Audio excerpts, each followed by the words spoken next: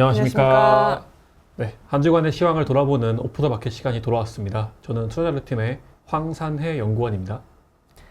네, 안녕하세요. 기업 분석팀 전채원 연구원이라고 합니다. 네, 안녕하십니까. 안녕하십니까. 네, 아유, 네, 한 주가 참 길고도 험한 한 주가 지나갔는데, 신경을 엄청 많이 쓰셨던 한 주였던 것 같아요. 저는 매일 밤에 너무 힘들었어요. 분명히 자기 전에는 이게 올라가고 있었는데, 그렇죠.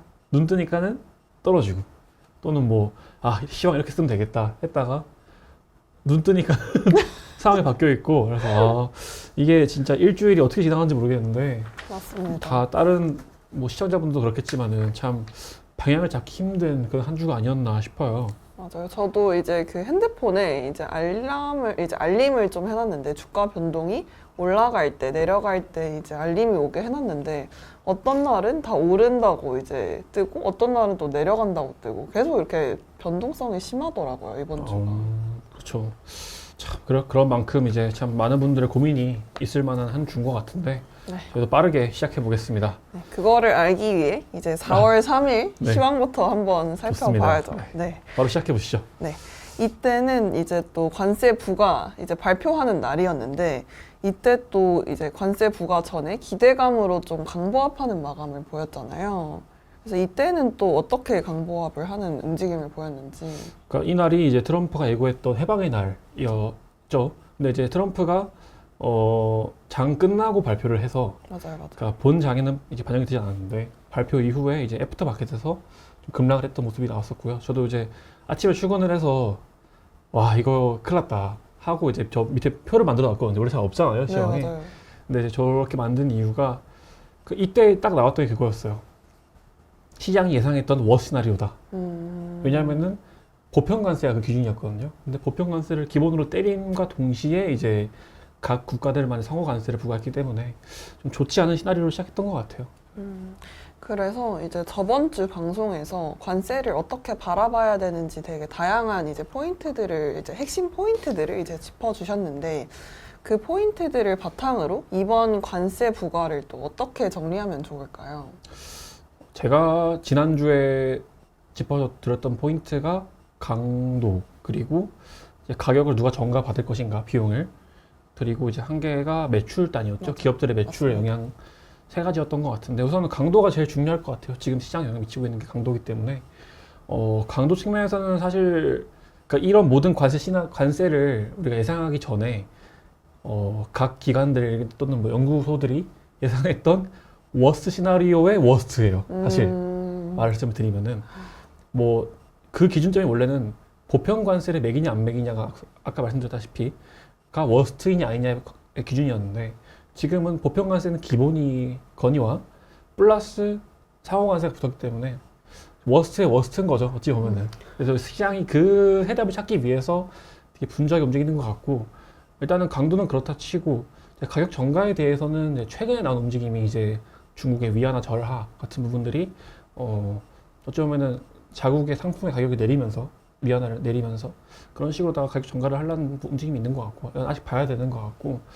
이제 매출단으로 이제 미국 기업 매출단 같은 경우에는 제가 보니까는 스타벅스나 아니면은 맥도날드 이런 미국 진출해 있는 기업들 있잖아요. 이게 좀 작지 않게 불매 운동이 나오고 있다라는 기사를 본 것 같아요. 물론 이런 부분들은 이제 이번 주 금요일부터 시작될 실적 발표를 기점으로 봐야겠죠. 가이던스를 통해서 이제 각 기업들이 어떤 영향을 받고 있는지를 좀 봐야 될 것 같고 그렇게 좀 체크를 해보시면 좋지 않을까 생각하고 있습니다.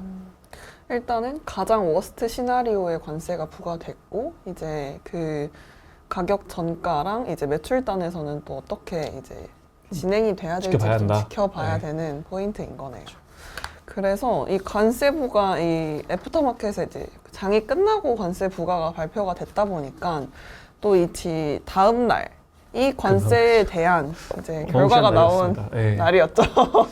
그래서 이날은 또 엄청 급락을 했잖아요. 그래서 이날에는 또 가장 핵심적으로 또 말씀해주고 싶으신 부분이 있으실까요?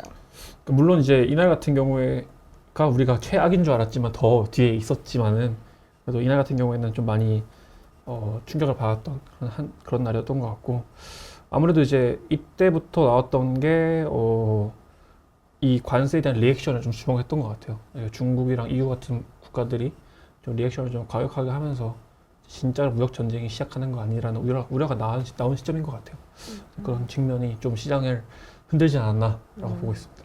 그래서 방금 말씀해주신 포인트 중에서 이제 각국이 이제 다 다른 입장을 이제 가지고 대응을 하고 있잖아요.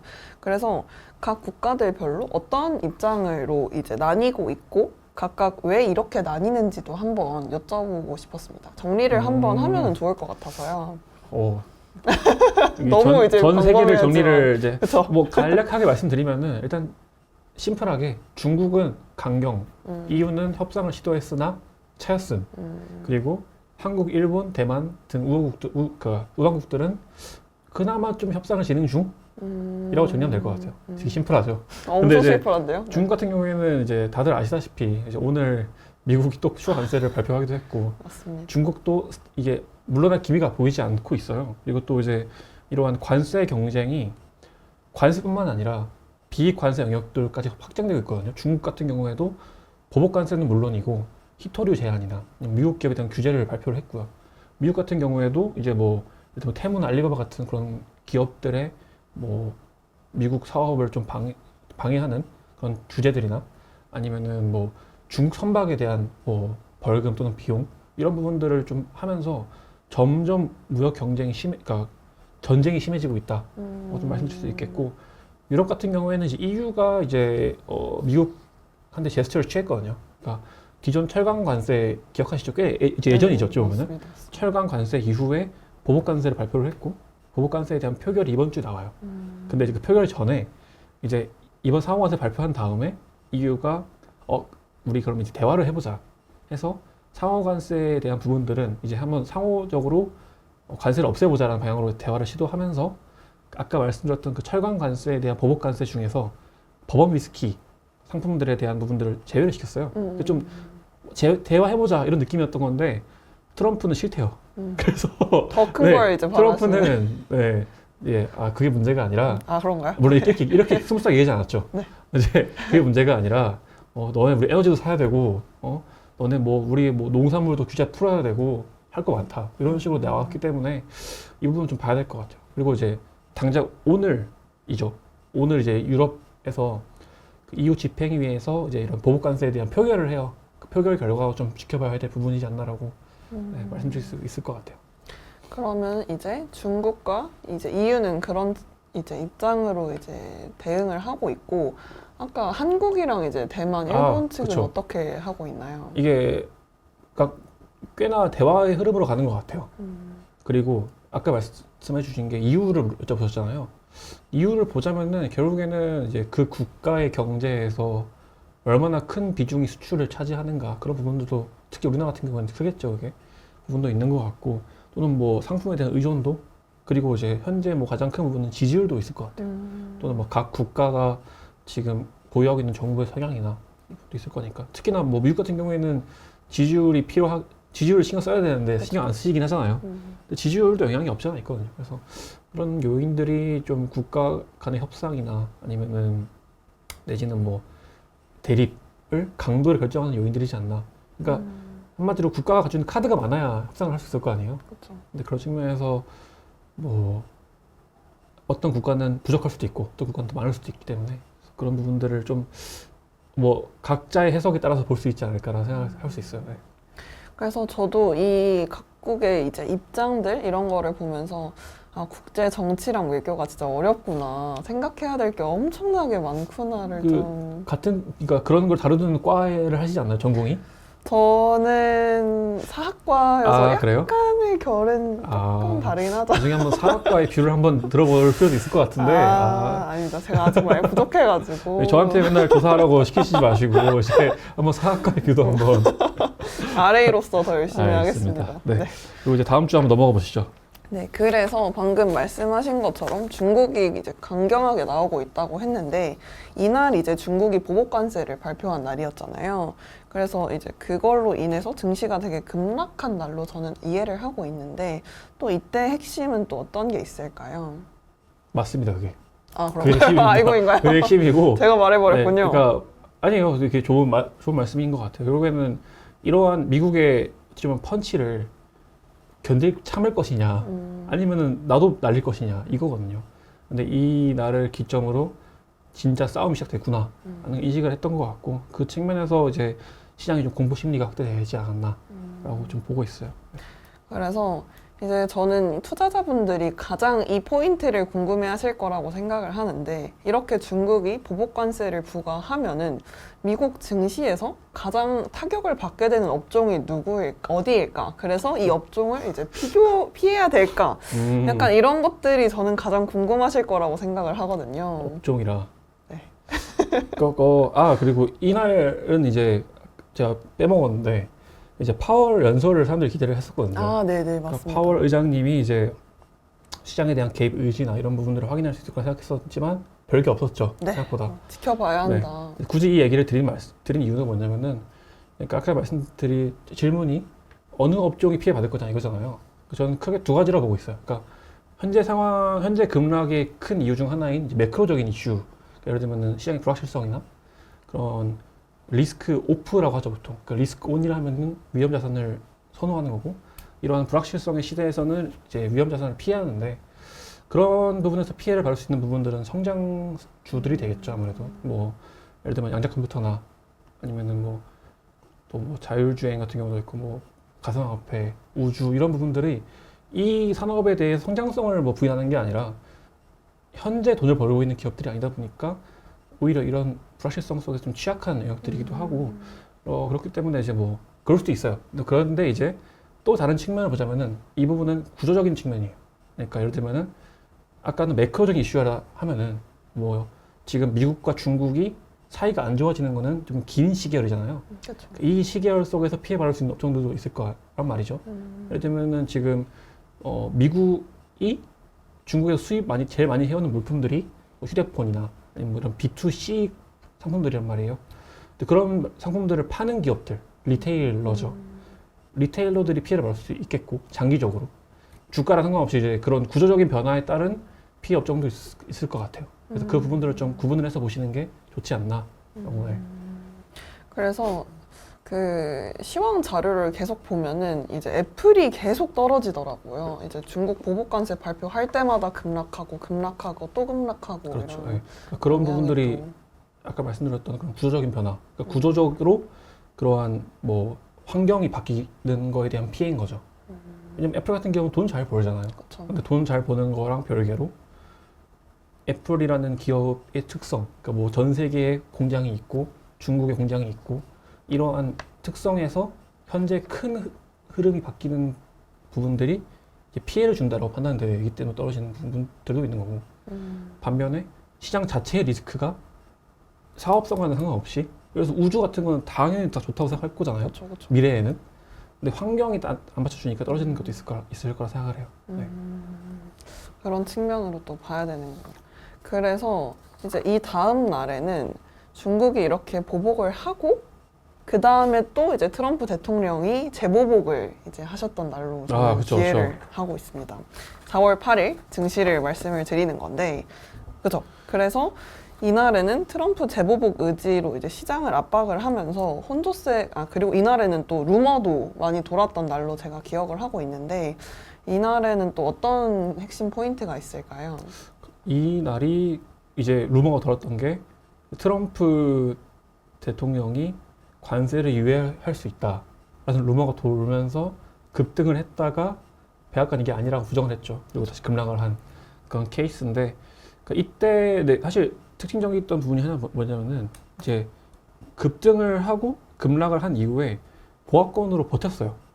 그런 부분들이 이제 보여주는 게 시장에서 이런 관세 리스크가 해소가 되면은 급등할 수 있겠구나라는 부분을 보여준 것 같아요. 그래서 이제 좀 버티는 흐름이 나왔던 것 같고 뭐 이날 같은 경우에는 이제 어찌 보면은 진짜 중국과 미국 간의 대결이 나왔던 그런 날이고 이제 이때 상황이 쭉 지속됐던 거죠. 이제 지금까지도 이제 이어지고 있는 그런 상황인 것 같습니다. 네. 그래서 제가 이제 계속 시황 자료를 읽을 때마다 이제 관세로 인해서도 그렇고 경기 침체랑 이제 인플레 우려가 되게 극심해지고 있는 상황이잖아요.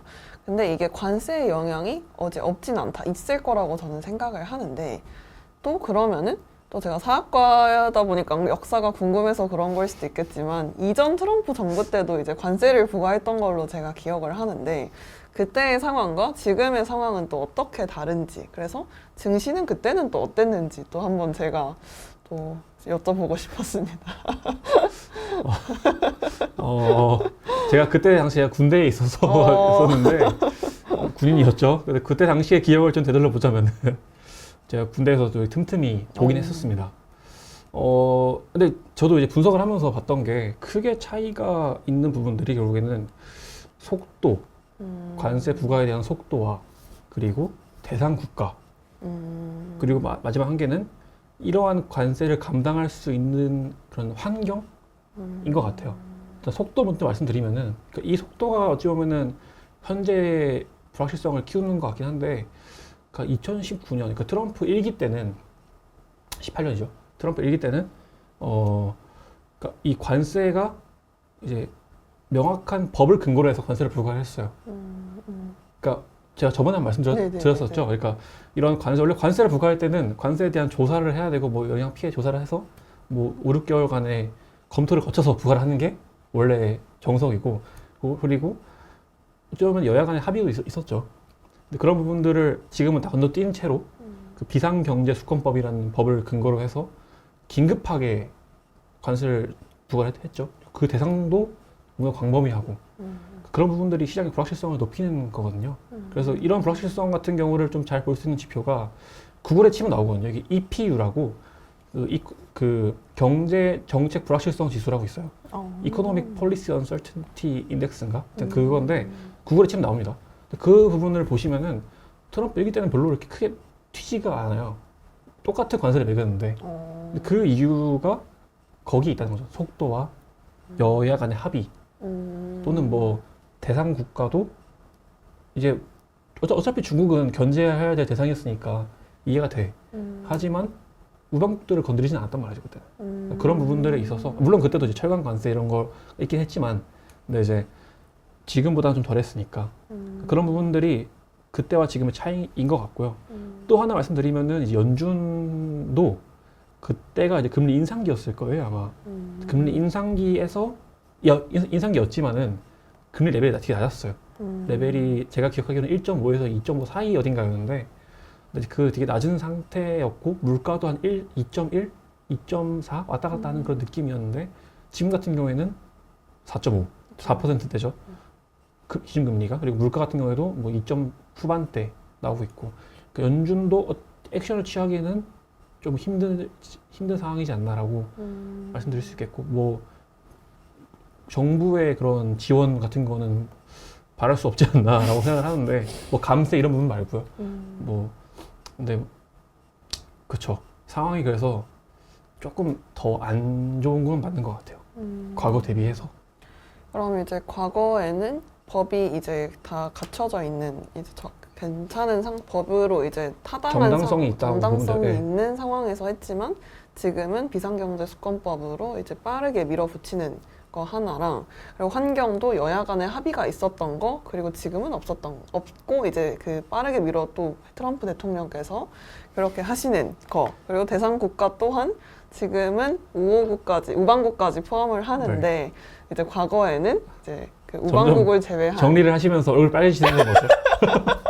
우방국을 제외한 그러한 그쵸. 중국 위주로 이제 그런 국가들 위주로 했었던 거다라고 이제 정리를 하면 될까요? 네. 플러스 연준의 움직임이 좀 제약적이다. 현재의 상황이.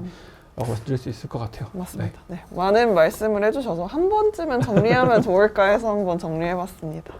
네. 그래서 마지막으로 오늘 증시를 보면은 또 제가 이제 시황 자료를 처음 보니까 백사라는 숫자가 있어서 저는 깜짝 놀랐거든요. 그래서 이 오늘 장에 대해서 한번 또 설명을 해주시면 좋을 것 같습니다. 이 104%가 결국엔 104%를 부과했다가 아니라 이날 이제 부과하겠다고 말한 관세를 포함해서 104%라는 거고, 그러니까 현재 이제 10%, 10%, 34%, 50% 합쳐서 104% 이렇게인데 이제 결국에는 오늘 같은 경우에는 장이 올랐었죠. 장 초반에는 이날이 그날이에요. 제가 오늘이죠. 자기 전에 드디어 오르는구나 했지만 눈 뜨니까 떨어져 있는 저도 그랬어요. 네, 그런 장이었는데 참 당황을 했지만은 결국에는 이제 그러니까 이날 같은 경우에는 중국도 그렇고 미국도 그렇고 시장에서 너희 좀 대화를 좀 잘 풀어가 보는 거에 대한 기대감이 있었던 것 같아요. 또 장 초반에 뭐 베센트 장관이나 아니면은 이제 헤셋 그 고문께서 좀 우호적인 발언도 하기도 했었고 그런 부분도 기대했었지만은 결국에는 백악관이 관세 부과하는 엔딩으로 끝나면서 이제 급락을 했다라고 말씀드릴 수 있을 것 같아요. 그렇죠. 그래서 이제 오늘 이번 주의 마지막 저희 방송 기준으로 이제 마지막 장이잖아요. 그래서 이번 주가 정말 저는 변동성이 엄청나게 컸던 장으로 저는 기억을 하고 있어서 또 이렇게 변동성이 심한 장에서는 또 어떻게 대처를 해야 되는지도 한번 말씀해 주시면 좋을 것 같습니다. 변동성에 대한 전략이라. 네. 변동성 일단은 첫 번째는 변동성이 끝나는지 안 끝나는지를 확인을 해야겠죠.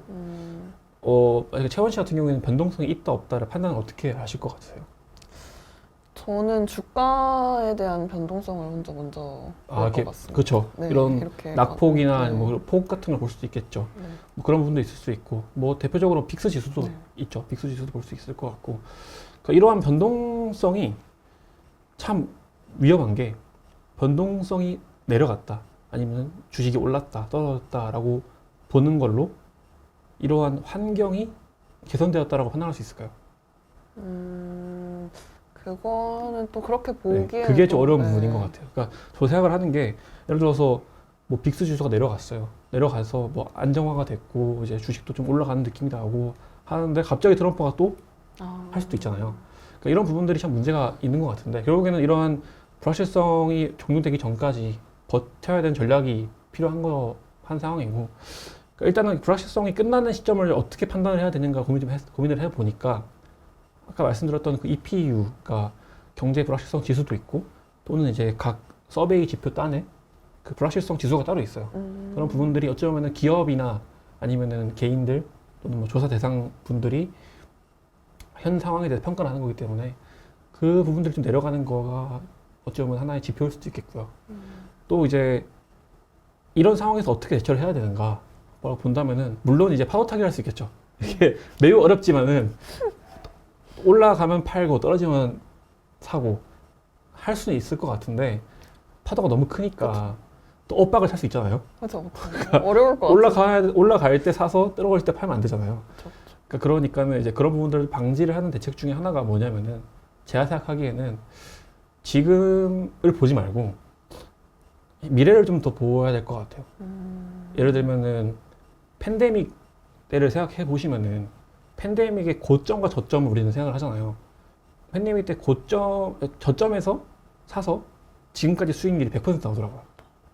근데 팬데믹 때 저점에 못 사고 고점에 물렸었던 사람도 지금 수익률이 50% 나와요. 그러니까 한마디로 근데 그게 왜 그러냐면은 결국에는 팬데믹 이후에 중요한 거는 어떻게 흘러갈 거냐가 중요한 거라고 저는 생각을 하거든요. 그러니까 지금 상황을 어떻게 바라보냐에서 저는 말씀드릴 수 있는 부분들이 미국과 중국이 이제 싸움을 하고 있고 그러한 무역 텐션이 올라가고 또는 이제 경기 침체가 발생을 하고 뭐 이후에 시나리오 그려볼 수 있겠죠. 그런 상황 속에서 어떤 구도로 흘러갈 것인가를 좀 봐야 될 것 같아요. 물론 그 구도도 있겠지만은 우리가 그동안 뭐 기대했던 기술력도 볼 수 있겠죠. 장기적으로. 예를 들면 뭐 AI나 아니면 로봇 이런 부분들은 되게 장기적인 발전사잖아요. 그러니까 뭐 10년 발전, 뭐 10년 동안 발전한다 했었을 때 지금의 변동성은 되게 작을 수도 있거든요. 근데 이런 변동성을 하나의 매수 기회로 이용할 수 있다 이거예요. 그러니까 왔다 갔다 하기보다는 이쯤이면 살만한 것 같은데 라고 해서 가지고 가거나 그동안 사고 싶은 종목들을 사거나 그렇게 할 수 있을 것 같고 그 기준선으로 저는 보는 게 물론 성장주들은 배당이 없겠지만 저는 배당률을 보거든요. 그러니까 예를 들면은 기존에 안정적인 배당을 좋았던 종목들이 있고 배당 수익률이 나오는 종목들이 있는데 그 종목들이 지금 급락에 따라서 수익률이 올라갔어요. 예를 들면 S&P 같은 경우에는 이제 지수 단에서 현재 배당 수익률이 1.7%인가 그래요. 지수 전체가. 근데 뭐 한 달 전만 해도 1.2인가 그랬어요. 네. 한국 같은 경우에는 지금 2.8%예요. 지수 전체가, 코스피가. 그러니까 이게 급락의 장점인 것 같아요. 그러니까 그동안 사고 싶었던 종목들을 살 수 있는데 뭘 사야 될지 모르겠다 하면은 저는 말씀드릴 수 있는 부분들은 급락에 따라서 배당이 올라온 종목들을 보면 되지 않을까. 그러니까 예를 들면은 담배 회사가 있죠. 제가 이건 해외 주식이니까 말할 수 있겠는데 알트리아 같은 종목들을 말씀드리면은 알트리아는 배당 수익률 7%까지 올라왔어요. 적금보다 낮잖아요. 그러네요. 그러니까 그런 부분들이 진짜로. 근데 이제 그런 부분들을 매수 기회로 삼을 수 있다 이거고 또는 뭐 IBM 같은 경우에는 IBM은 AI도 묻어 있어요. 그래서 AI 성장주기도 하죠. 배당 수익률 지금 3%예요. 그런 기업들을 담을 수 있는 기회이지 않나라고 볼 수 있는 거죠.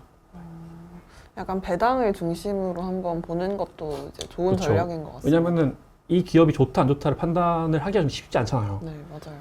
밸류도 뭐 밸류지만은 어찌됐든 뭐 배당 사실 회사의 주가를 측정을 할 때 판단을 할 때 그 회사가 미래에 만들어내는 가치들을 현재 가치로 환산시킨 거잖아요. 이거는 이론적인 거긴 네, 하지만 맞습니다. 근데 그런 부분들을 보자면은 배당을 보면 되지 않을까? 배당을. 네. 배당이 많이 올라와 있는 기업들을 담으면 되고. 저도 그러면 이제 오늘 집 가서 배당 괜찮은 기업들 한번 소팅을 해봐야 될 그렇죠. 것 이게 같습니다. 생각보다 배당 기점으로 보면은 살 게 좀 보이긴 하는 것 같아요. 네. 근데 물론 이제 지금이 바닥이라고 말 못하니까는 분할 매수로 들어가긴 해야겠죠. 왜냐하면은 제가 또 이건 여담이지만은 팬데믹 때 S&P 배당 수익률 3.8%였습니다. 3.8% 배당 수익률까지 급락을 했다가 반등을 한 거예요. 그러니까 어찌 보면은 되게 공포 과매도 영역이었던 거는 맞죠. 왜냐면은 S&P가 3.8%는 말이 안 되는 거거든요. 그렇죠. 근데 이제 물론 이건 배당 기준이고 밸류 단에서도 말이 안 듣기도 했고, 근데 이제 직관적으로 보기에는 배당이 낫다 지금은. 네, 그런 식으로다가 말씀드릴 수 있지 않을까 해서 이제 집 가서 이제 배당 수익률 순으로 소팅을 해보시면 되지 않을까라고 생각을 합니다. 네, 알겠습니다. 좋은 꿀팁 투자 전략 감사합니다. 그래서 이번 주는 이 정도로 마무리를 하면 될 것 같은데 또 이번 주에 또 이번 주를 한 단어로 정리하면 또 어떻게 정리할 수 있을까요? 이번 주를 하나 정리하면요. 네. 못할 것 같아요. 이거 못함. 못함도 안 단어잖아요. 그렇죠, 그렇죠. 못함.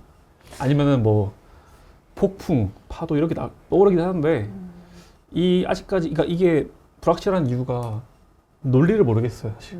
트럼프가 어떤 논리를 하는지 아마 다 똑같을 것 같아요. 기관도 그렇고 각자의 저도 생각은 있긴 하지만은 이게 맞다고 생각을 했지만 또 틀리고 다음날 일어나면은 그런 경우가 발생하기 때문에 불확실한 것 같습니다.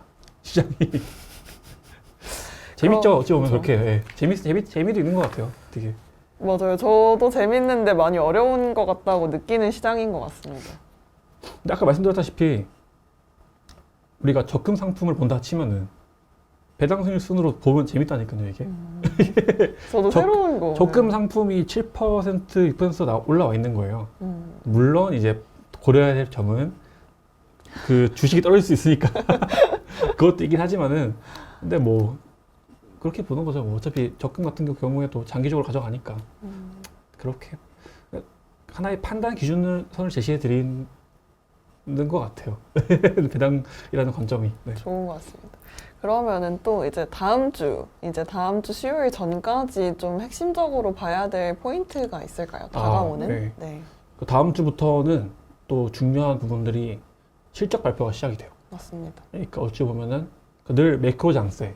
우리 흔히 보통 이제 장세를 구분을 할 때 매크로 장세라는 말도 있고 또는 실적 장세라는 말도 있거든요. 어닝 시즌이라는 게 참 중요한 부분인데, 그러니까 결국에는 우리가 주식을 사는 거는 그 기업을 사는 거잖아요. 그러니까 지금 실적 발표를 통해서 또는 가이던스를 통해서 진짜 옥석이 뭔지를 볼 수 있을 것 같고 그게 기회이기도 하고 어찌 보면 이런 변동성 그 미생의 그런 말이 있잖아요. 저 좋아하는 말이긴 한데 좀 오글거리긴 하지만은 저도 이게 기억이 나더라고요. 그러니까 이게 역류에서 정류는 역류다 이런 말이 있어요. 그러니까 정도를 지키는 게 이 상황에서는 오히려 더 나을 수 있다 이런 말인 것 같아요. 지금 트럼프가 이상한 짓을 하고 있으니까 맞죠. 따라가기보다는 정석대로 하면 되지 않나라고 생각하고 그래서 워런 버핏이 지금 좋으시잖아요. 그렇죠. 워런 버핏 네 님께서 옹께서 지금 미소를 짓고 계신다고 들었는데 그러니까 그런 식으로다가 접근하는 게 낫고 또 그런 정보를 방출해주는 이벤트가 이제 실적 시즌이기 때문에 당장 이번 주 금요일부터 이제 은행도 나오잖아요. 은행 RAC니까 보셔야 맞습니다. 될 것 같긴 한데 은행 실적부터 봐서 JP모건이 뭐라 하는지, JP모건이 향후 경기에 대해 어떻게 판단을 하는지, 또는 그 기업이 현재 상황에서 어떻게 대책을 세우고 있는지, 아니면은 가이던스를 어떻게 주는지를 보면서 접근하는 게 좋지 않나. 네. 그러면 무엇보다 이제 저희 시황에 있는 이 뒷페이지 자료가 가장 중요해지는 시즌인 것 같습니다. 그렇죠. 뒷페이지 부분들 저희가 이제 실적 발표 시즌에는 열심히 정리해서 올리기 때문에 그런 부분들을 좀 봐주시면 홍보로 끝나지만은 네, 좋을 것 같습니다. 네, 맞습니다. 네, 그러면은 이번 주 시황 시황은 여기까지 하는 걸로 하고 지금까지 본격 시황 토크쇼 오프더 마켓이었습니다. 네, 안녕하세요.